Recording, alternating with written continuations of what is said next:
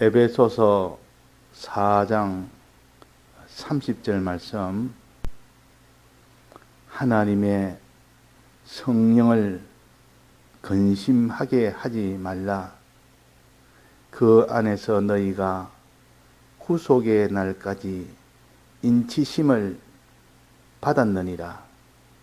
너희는 모든 악독과 노함과 분냄과 떠드는 것과 회방하는 것을 모든 악의와 함께 버리고 서로 인자하게 하며 불쌍히 여기며 서로 용서하기를, 하나님이 그리스도 안에서 너희를 용서하심과 같이 하라. 네.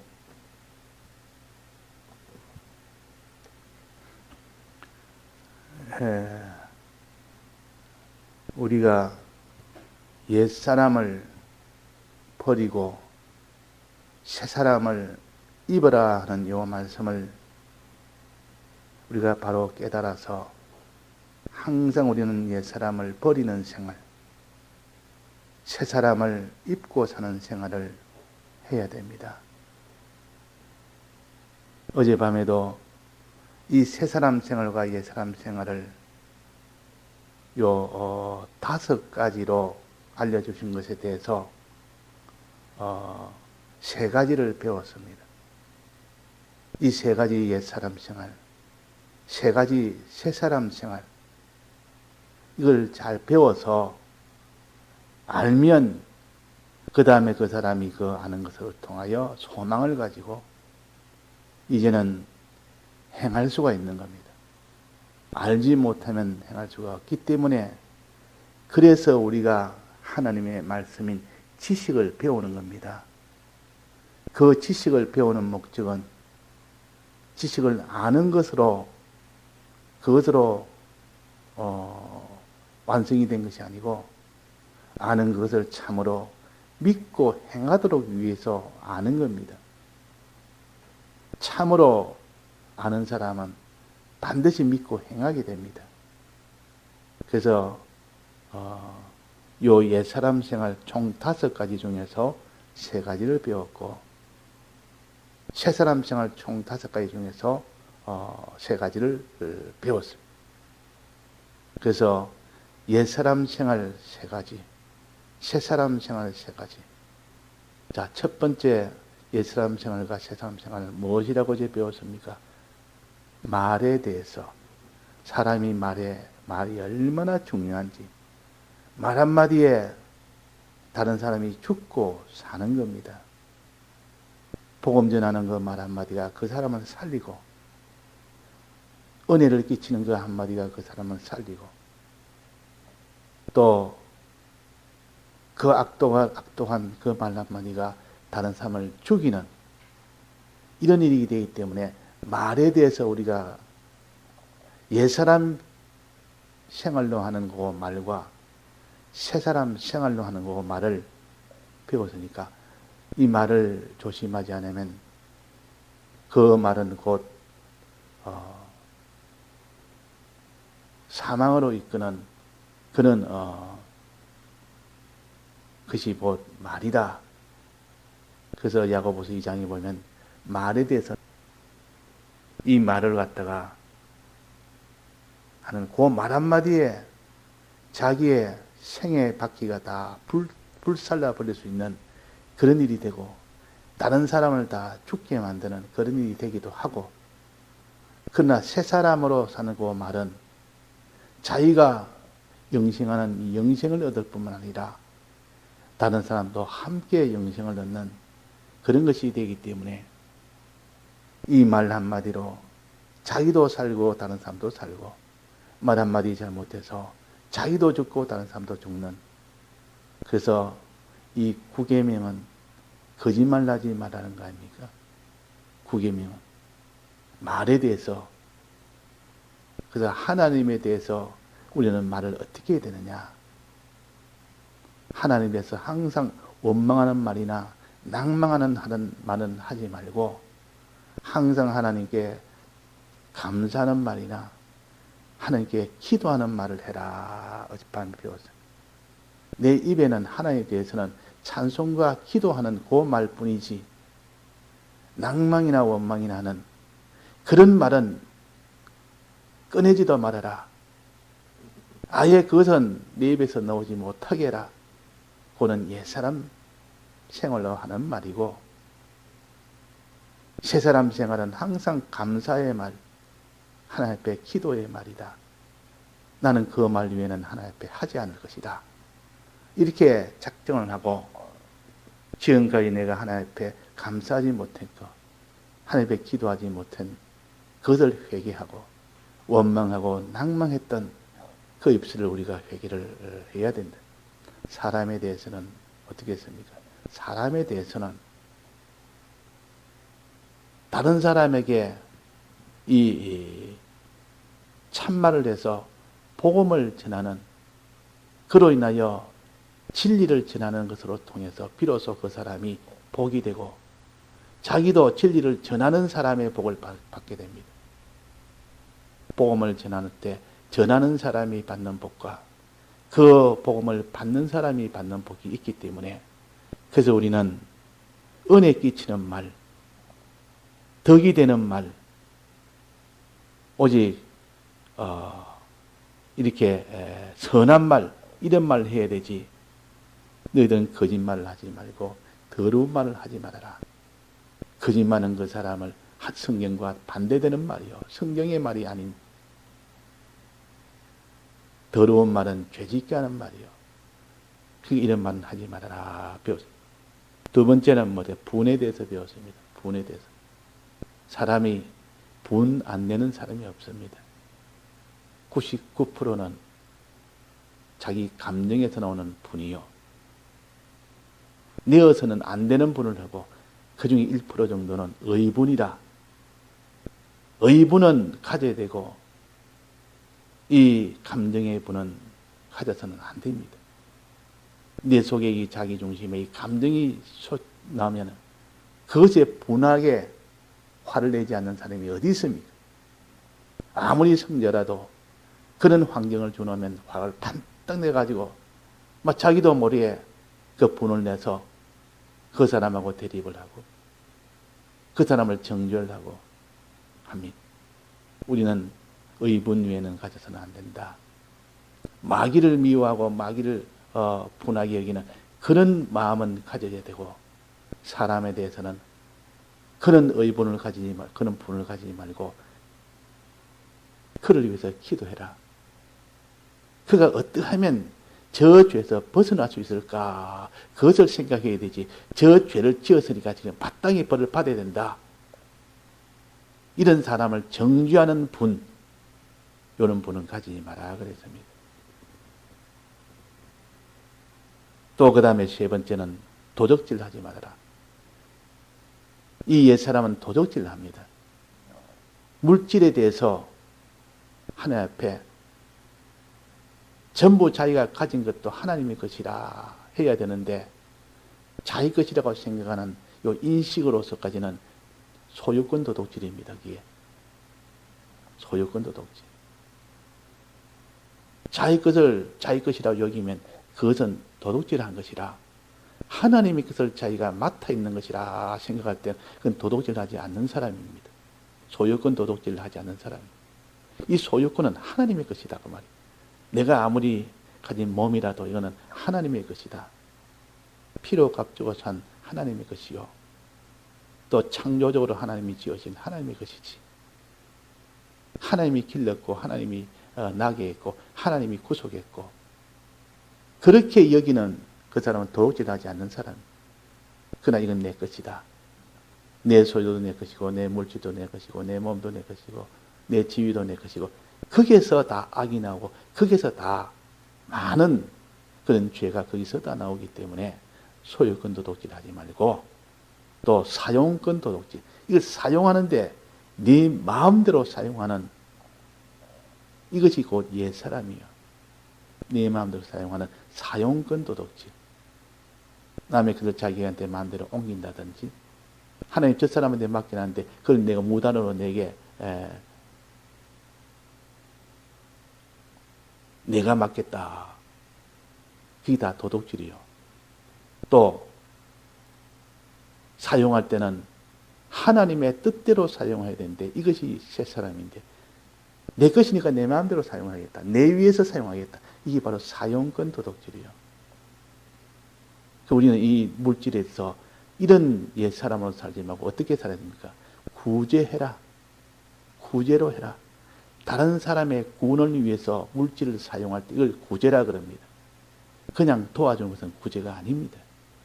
성경에서 말하는 구제는 그 사람이 하나님으로 인도하기 위해서 하나님과 가까이 하도록 위해서 물질을 주는 것을 그래서 구제라 그럽니다. 우리는 물질을 이렇게 사용하면 그 물질은 하늘에 다 저축이 된다. 하늘에 다 보화로 다 쌓인다 그랬죠. 요 세 가지 배웠는데 오늘은 네 번째인 하나님의 성령을 근심하게 하지 말아라. 하나님의 성령을 근심하게 하지 말아라. 성령은 뭡니까? 하나님의 말씀과 성령은 진리입니다. 진리는 주님의 대속을 알도록 하는 것이 진리요. 믿도록 하는 것이 진리요. 그대로 살도록 하는 것이 진리요. 그대로 사는 것을 완성케 하는 것이 진리입니다.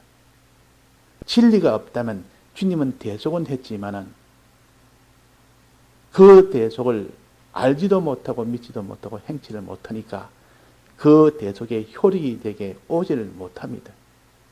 그래서 진리가 대속 다음으로 중요한 것이 진리라 그 말입니다.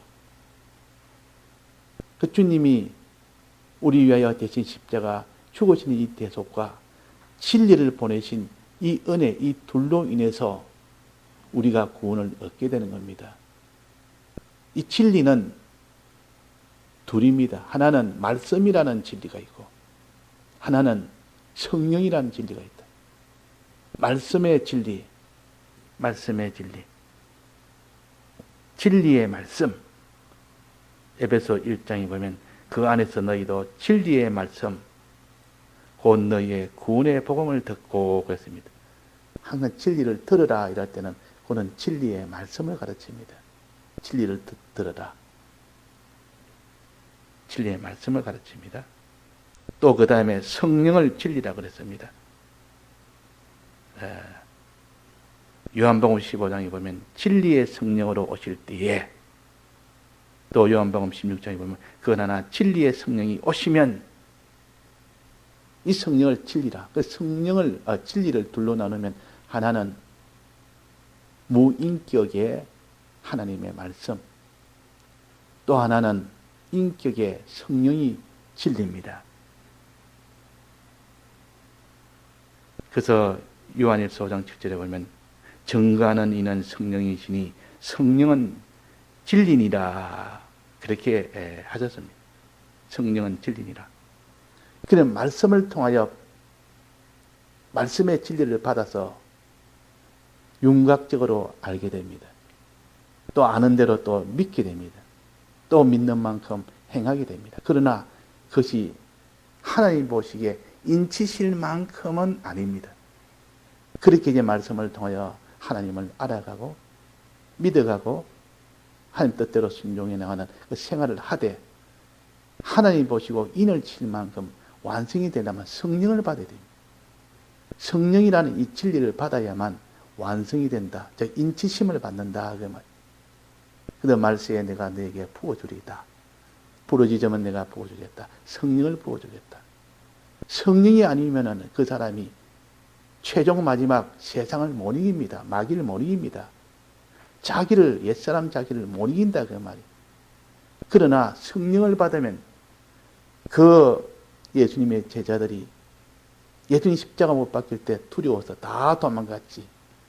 그 생의 애착력으로 육신의 생을 내가 지켜야 되겠다 싶어서 다 도망갔지. 그런데 그 뒤에 부활하고 난 뒤에 성령을 받았습니다. 받고 나니까 완전히 다른 사람 됐습니다.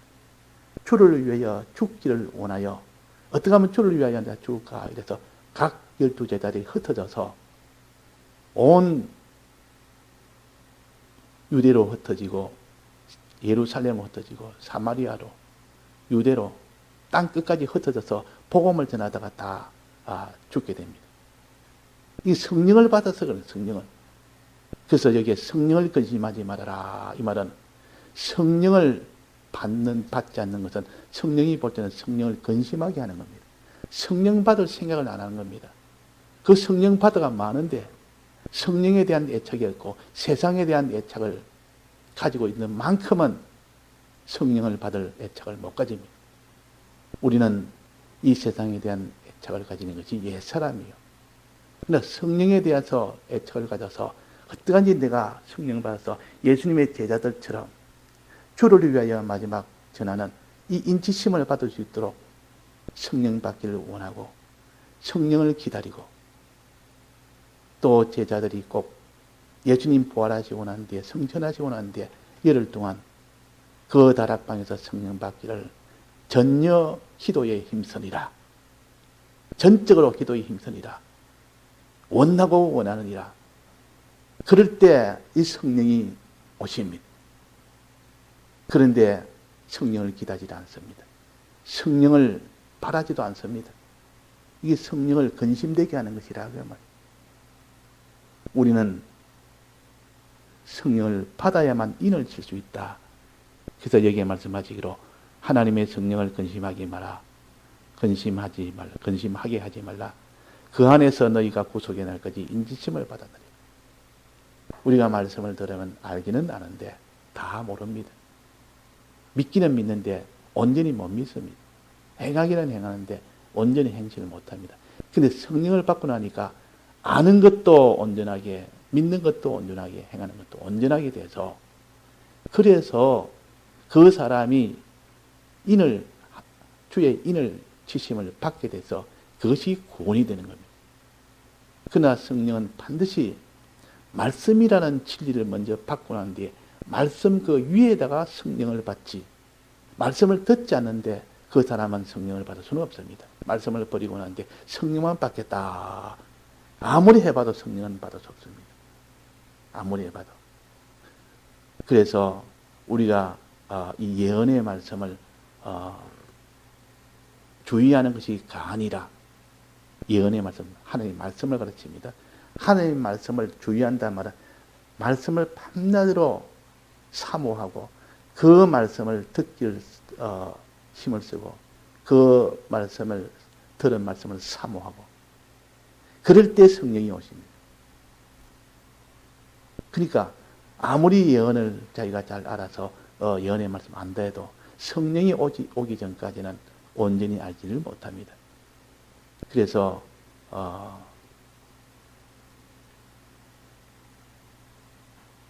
그 제자가 누굽니까? 그 예수님 부활하시고 난 뒤에 두 제자가 엠마오로 가는 제자, 엠마오로 가는 그 제자 둘이 예수님을 만났지만 부활하신 예수님을 보지는 못했습니다. 만났는데 예수님인 줄 몰랐다 그 말이에요. 그런데 그 예수님이 자기들이 아는 그 성경을 잘 풀어서 해석을 해준 겁니다. 그러니까 속에서 뜨거움이 올라왔다 그래요. 속에서 뜨거운 것이 올라왔다. 지금까지 보지 못한 뜨거움이 올라왔고 그 뒤에 눈이 뜨여졌다 그랬습니다. 그래서 예수님을 보게 됩니다. 우리가 말씀을 아는 그 엠마오로 가는 두 제자에게 하나님이 더 자세히 알려줬고 확신나게 해줬고 뜨겁게 해줬고 눈이 활이 뜨여지게 해주는 것이 성령의 은혜요. 이 성령의 은혜를 받으려고 애를 써야 되는데 성령의 은혜를 무시하고 사는 이것이 성령을 근심되게 하는 것이죠. 또 성령을 받았으면 이제는 이 성령의 은혜를 내가 떠나지 않도록 해야 되겠다. 성령 충만을 받았으니까 이것이 소멸되게 하지 말아라 그랬습니다. 성령을 소멸되게 하지 말아라. 성령을 이제는 받았으니 이제 안심하고 있다 보면 어느새 성령은 다 소멸돼 버려요. 성령을 유지하려면 이전과 같이 말씀을 듣는 그 일에 더 주력을 하고 받은 말씀을 새기는 구하는 이 모든 노력을 해야 된다 그 말이에요. 그래야 성령을 받게 되는데 그래서 이 성령을 우리가 받기 위해서 힘을 쓰고 받은 성령을 소멸시키지 않기 위해서 힘을 써야 되는데 이렇게 하지 못하는 것들 같아서 성령을 하게 하는 거죠. 근심되게 하는 것이다. 우리는 진리를 받기를 먼저 힘을 쓰고 받은 그 진리 위에 성령을 받기를 힘을 쓸 때 그때는 무적입니다. 그때는 세상이 와도 두렵지도 아니하고 세상이 아무리 물결처럼 넘쳐도 거칠게 물길이 와도 그 물길에 삼켜지지 않습니다. 모든 위협하는 그 물결이든 미혹의 물길이든 그것을 능히 이길 수 있는 것은 성령을 충만히 받았을 때는 능히 이깁니다. 복음을 전한다고 다 십자가에 잡아서 못을 박는 그 일을 보고 두렵지 않는 사람이 어디 있겠습니까? 복음을 전한다고 끓는 가마솥에 집어넣는 그런 일을 하면 두렵지 않은 사람이 어디 있겠습니까? 근데 그것이 하나 두렵지도 않다 말이에요. 사드락 메삭 아벳느고처럼 두려운 게 아니라 하나님을 믿으니 하나님이 날 끓는 물에 집어 넣을 수도 있고 넣어가지고 이렇게 할 수도 있지만은 하나님이 못하게 하면 안 되는 것이다. 근데 하나님이 하게 하는 것은 나로 하여금 썩어질 것이 썩지 않을 것으로 변화시키는 하나님의 은혜 역사다 하는 것이 말씀으로 깨달아지고 성령으로 통하여 믿어지면 그 사람은 거기서 담대하게 되고 기쁘게 되고 거기서 불에 타도 기름솥에 들어가서 끓여져도 그저 기쁨으로 나갈 수 있는 이 사람이 됩니다. 그래 성령을 인을 친다 그래서 자 이것을 소망하고 이것을 우리가 가지기를 힘을 쓰는 이 사람이 곧 성령을 근심되게 하는 것이 아니라 성령을 기쁘시게 해라 그 말이에요. 이 성령 하나님을 기쁘시게 해라. 성령 충만함을 받아라. 이게 새 사람이요. 거기 새 사람이고 옛 사람은 성령을 근심되게 성령을 받을 생각을 안 합니다. 성령을 아주 멸시합니다. 성령 그까지야 뭐 받아도 안 받아도 성령 받길 힘을 안 쓰는 겁니다. 성령 받은 성령을 쉽게 소멸을 해버립니다. 다 그것이 성령이 받은 것이 충만한 것이 슬슬 빠져서 성령이 온데간데 없고 이렇게 돼도 아무렇지도 않는 그것을 갖다가 성령을 근심되게 하지 말아라. 그래서 오늘 더든지 우리가 요 네 번째 새 사람과 옛 사람 성령을 근심되게 하는 옛 사람이 되지 말고 성령을 사모하여 성령 충만하기를 힘쓰는 새 사람이 되어라 하는 말씀입니다. 예, 다 같이 통성으로 기도하시다가 자유하시겠습니다.